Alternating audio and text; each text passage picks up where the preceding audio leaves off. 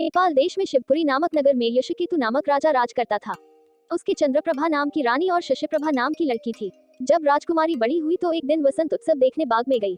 वहाँ एक ब्राह्मण का लड़का आया हुआ था। दोनों ने एक दूसरे को देखा और प्रेम करने लगे। इसी बीच एक पागल हाथी वहाँ दौड़ता हुआ आया। ब्राह्मण का लड़का राजकुमारी को उठाकर दूर ले गया और हाथी से बचा दिया। शशिप्रभा महल में चली गई, पर ब्राह्मण के लड़के के लिए व्याकुल रहने लगी। उधर ब्राह्मण के लड़के की भी बुरी दशा थी। वो एक सिद्धगुरु के पास पहुंचा और अपनी इच्छा बताई। उसने एक योग गुटिका अपने मुंह में रखकर ब्राह्मण का रूप बना लिया और एक गुटिका ब्राह्मण के लड़के के मुंह में रखकर उसे सुंदर लड़की बना दिया। राजा के पास जाकर कहा, मेरा एक ही बेटा है, उसके लिए मैं इस लड़की को लाया था, पर लड़का न जाने कहाँ चला गया।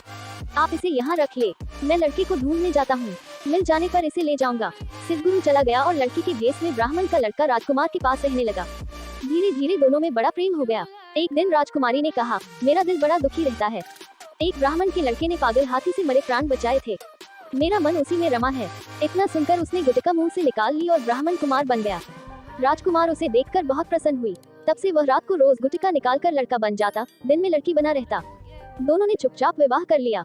कुछ दिन बाद राजा के साले की कन्या मृगांकता का विवाह दीवान के बेटे के साथ होना तय हुआ। राजकुमारी अपने कन्या रूपधार ब्राह्मण कुमार के साथ वहां गई। संयोग से दीवान का पुत्र उस बनावटी कन्या पर रीझ गया। विवाह होने पर वह मृगांकता को घर तो ले गया, लेकिन उसका हृदय उस कन्या के लिए व्याकुल रहने लगा। उसकी यह दशा देखकर दीवान बहुत हैरान हुआ। उसने राजा को समाचार भेजा।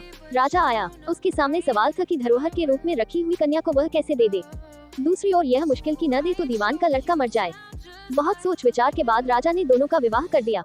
बनावटी कन्या ने यह शर्त रखी कि चूंकि वह दूसरे के लिए लाई गई थी, इसलिए उसका यह पति 6 महीने तक यात्रा करेगा, तब वह उससे बात करेगी।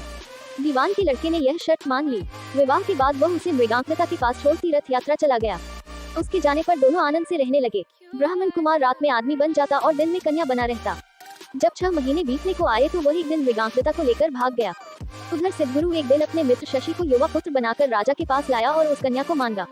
शाप के डर के मारे राजा ने कहा, वह कन्या तो जाने कहाँ चली गई, आप मेरी कन्या से इसका विवाह कर दें। वह राजी हो गया और राजकुमारी का विवाह शशि के साथ कर दिया।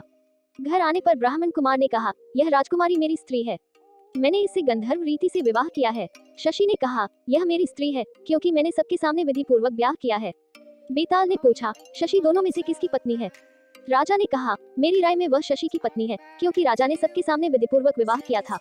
ब्राह्मण कुमार ने तो चोरी से ब्याह किया था। चोरी की चीज पर चोर का अधिकार नहीं होता। इतना सुनना था कि बेताल गायब हो गया और राजा को जाकर फिर उसे लाना पड़ा। रास्ते में बेताल ने फिर एक कहानी सुनाई।